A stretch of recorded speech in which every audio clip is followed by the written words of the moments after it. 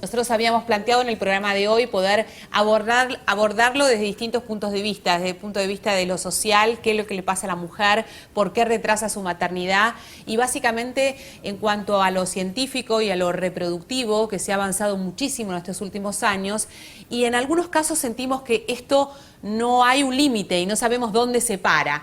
A propósito de la información que compartíamos la semana pasada respecto de esta mujer de 65 años que tenía 12 hijos y que pese a esa situación había elegido y había optado someterse a un tratamiento de fertilización y ahora es mamá aparte de cuatrillizas. En fin, esto generó y abrió un debate interno seguramente entre cada uno de ustedes y nosotros. Por eso es como hemos invitado a la licenciada Ivana Moyano, que es especialista en crianza, y al doctor Sergio Papier, que es especialista en medicina genética y reproductiva. Bienvenidos, gracias por esperar, ante todo. Gracias. Bueno, a ver, sociológicamente, ¿qué es lo que ha pasado que básicamente hemos demorado tanto y que nos vemos en la tremenda necesidad de utilizar la medicina reproductiva no como una situación médica, sino más bien una elección de vida? ¿Se entiende este concepto? No es que no puedo tener hijos y por eso utilizo la medicina reproductiva, lo que es maravilloso,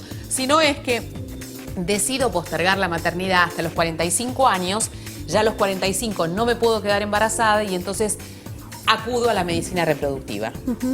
Sí, lo que vos decís es una problemática muy actual en lo que tiene que ver con la maternidad, digamos, es una nueva maternidad, ¿no? Como vos bien decías.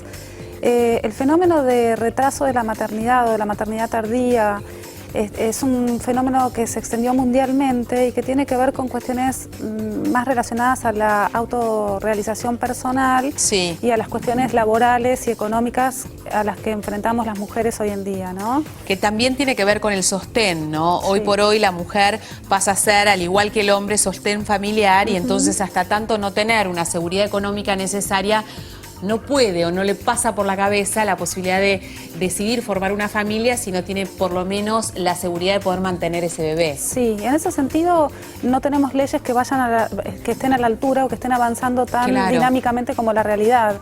Lo que sucede es que si toda la sociedad comprendiese que tenemos que fomentar la maternidad y tenemos que tratar de hacer licencias por maternidad un poco más como los países nórdicos, más avanzadas, que fomenten la maternidad, las mujeres accederían seguramente mucho más temprano. Claro, también tiene que ver con eso.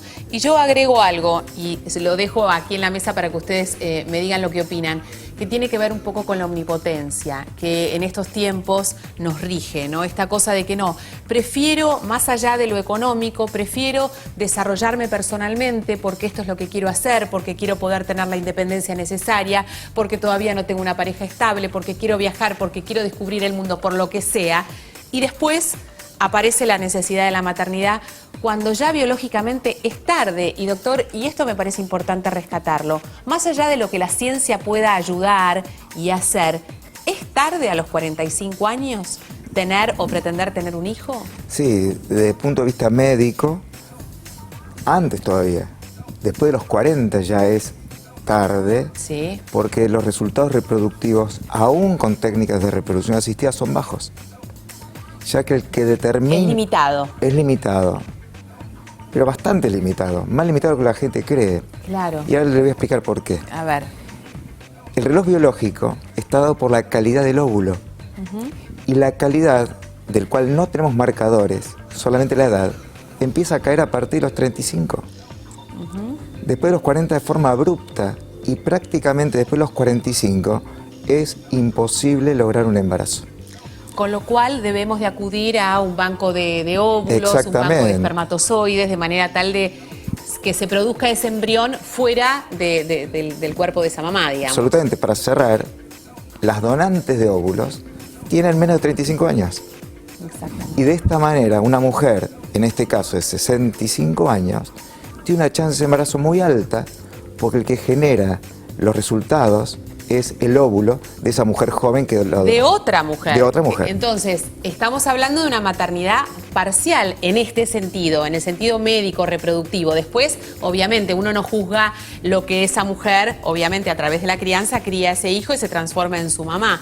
Pero ¿se produce ese embarazo? Vale la pena aclarar porque ese óvulo es de una mujer de menor de 35 años. Igual la maternidad es una sola. Totalmente. La maternidad es quien expresa la voluntad de querer tener un hijo. Exacto. Definitivamente. Y a propósito de esto, de este tipo de maternidad, ¿es egoísta pensar que una mujer de 65 años, o no nos vayamos tan lejos a este extremo, es egoísta pensar que una mujer de 50 años puede criar a un hijo que seguramente puede, pero digo, ¿cómo lo encuadramos socialmente? ¿Ese hijo tendrá menos tiempo de mamá?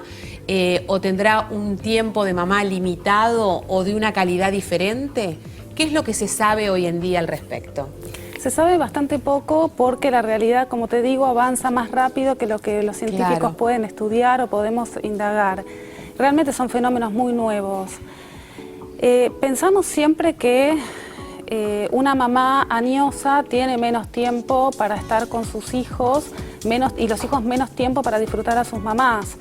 También es cierto que en el mismo momento en que una mamá se vuelve mamá, después de los 45 años, después mucho más grande también tiene papás muy añosos. Entonces, en ese mismo momento está lidiando con niños muy pequeños o con adolescentes y con padres muy grandes. Ahí se genera una problemática en ese sentido, o se prevé que puede aparecer una problemática desde ese lugar. ¿Cuántas veces hemos escuchado, tendrás una amiga que dice, bueno, tuve a mi último hijo como tipo de abuela, y dice, bueno, y efectivamente me doy cuenta que mi realidad es otra, es diferente. Por ahí es distinto si la maternidad aparece o ese primer hijo aparece a los 40, 42, 43, 44 años. Desde el punto de vista médico, ¿cómo sería la experiencia? Bueno, muy difícil. Cuando comenzamos a hacer ovodonación, el límite ético era de 45 años. Claro. Ahora ya pasó a los 50 años. La mayoría de las sociedades científicas en Argentina y en el mundo establecen que los 50 años, porque es la edad generalmente que se produce la menopausia, es la edad, digamos, límite, y ética, por esto que vos decís, es decir, la diferencia de edad con los chicos, pero también se genera un conflicto de derechos. Totalmente. Porque el hombre puede a los 65, 70, 80 años y no la mujer. Pero bueno, madre... Es que conceptualmente también debería de pensarse en este sentido. Y también ¿no? hay que pensar en el límite también en el hombre, es decir, de los padres. A eso me refiero, y no solamente la mujer. Pero 50 años, 51, 52 podemos discutir, es un límite lógico. No se trata de egoísmo, no egoísmo, depende de cada caso. Hay mujeres que a los 50 años llegan de una manera, otras mujeres que llegan de otra manera. ¿Y ese cuerpo de esa mujer a los 50 años está preparado o asume riesgos altos al quedarse embarazada? Bueno, ahí sí hay un tema claro, es decir, claramente. Bueno, esto es lo que en después de los 45 decir, ¿no? Y después de los 50 sobre todo, las complicaciones obstétricas son mayores. Sí. Riesgo de hipertensión por el embarazo, de diabetes gestacional, de partos prematuros, así que hay que establecer más controles y obviamente esas complicaciones médicas también limitan de alguna manera la utilización de las técnicas. También esto es importante saberlo, como insistimos con este tema, la información es vital para después poder tomar una decisión, porque como dice el doctor, cada caso es particular y uno no puede ir en contra de un deseo irrefrenable, que como siempre digo yo, es la maternidad. Cuando lo tenés, es muy difícil que a una persona se le saque de la cabeza esa posibilidad. Entonces, bueno, va a recurrir a todo aquello que está a su alcance y a sus propias creencias para lograrlo, digamos. Sí. Ahora, ¿cómo lo planteamos? ¿Esa mujer debería de prepararse de una manera diferente para la crianza? Sí, hay una diferenciación muy importante, muy interesante que se está investigando, que muchos autores están hablando, que tiene que ver con el deseo de hijo, con el deseo de tener un hijo, el deseo de volverse mamá, la voluntad de volverse mamá, que la familia crezca y el deseo narcisista de un hijo. Exactamente. Lo que sucede es que el deseo narcisista de un hijo, a diferencia del deseo de un hijo, no es exclusivo de las madres añosas. También. Es decir, muchas mamás muy jóvenes que están en una edad fértil y demás para fecundar, también son víctimas o expresan a veces esta pasión por un hijo, pasión desenfrenada por un hijo y muchas veces un hijo a cualquier precio, ¿no? Cuando una mujer se vuelve mamá, lo primero que le pasa, por suerte, es que se destrona el narcisismo. Lo primero que pasa es que tu yo deja de estar en primer lugar. Está en otro lado. Sí, y este es el conflicto de identidad que las mujeres tenemos. Claro. Ahora, hay también una cuestión sociológica muy importante, y es que cuando una persona está en pareja, cuando una mujer está en pareja, un hombre y una mujer están en pareja, nunca están más separados biológicamente que en el momento de tener un hijo. Es decir, todo lo que la mujer tiene que poner el cuerpo para volverse mamá, sí, a diferencia del varón que se vuelve papá sin poner el cuerpo, realmente es una suerte de desigualdad biológica muy grande, porque la mujer deja muchas cuestiones personales para volverse mamá. Claro. El tiempo de embarazo más el tiempo de puerperio, que es mucho y bastante. Digo, y sumamos a la realidad ahora esta cantidad de situaciones de madres y padres solos, ¿no? Que crían a un hijo, que se suman a una nueva realidad reproductiva y de crianza también muy diferente, ¿no? Claro, las familias monoparentales, claro, y las familias también, las nuevas parentalidades, lo que se llama, ¿no? Las familias de parejas homosexuales, las mamás y los papás que están solos. Sí, sí, totalmente.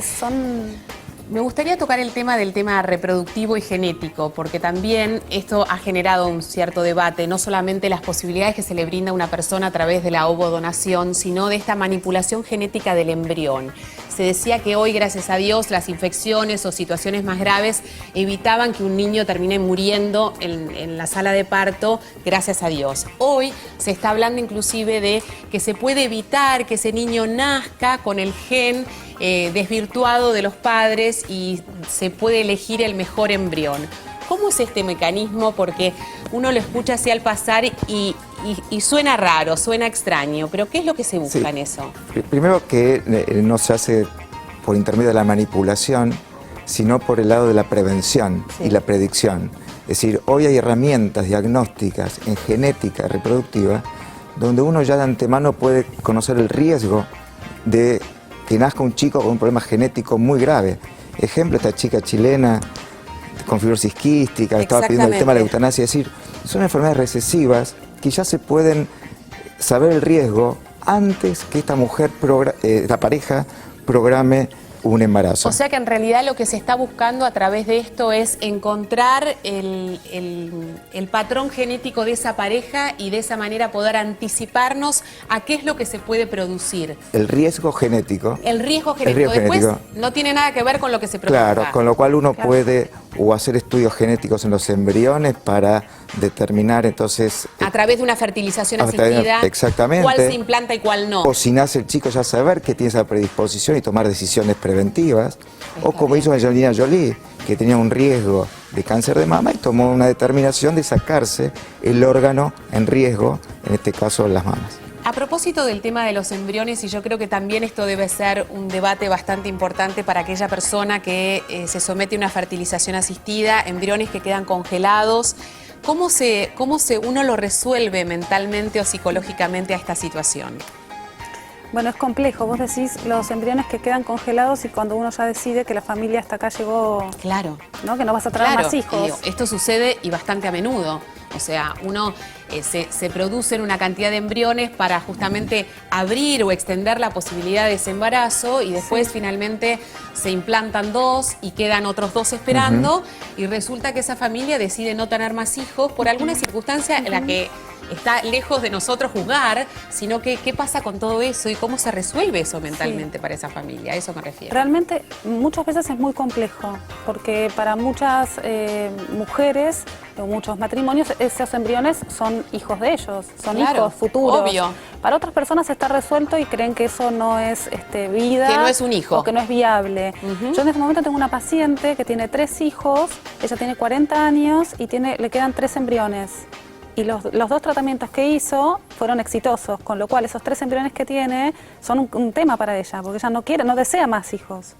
¿No? Entonces es un debate, porque además no hay legislación, ¿no? Es complejo. Y exactamente, además, se abre, ¿no? Un camino ético muy importante que uno muchas veces busca a través de la ley que lo vayan guiando, ¿no? Porque definitivamente son situaciones complejas que se presentan. Igual esto ha cambiado también nuestras conductas, y hoy se están usando menos óvulos a fertilizar, criopreservar embriones para transferir una vez más, pero bueno, es verdad que hay muchos embriones congelados que no tiene un destino, que las parejas ya no lo quieren, y ahí sí es muy importante que haya una ley que establezca entonces qué conducta tomar frente a estos embriones que están congelados. Importantísimo. Bueno, gracias a ambos, gracias por la Gracias. paciencia y ha sido muy interesante escucharlos a ambos. Gracias. Bueno.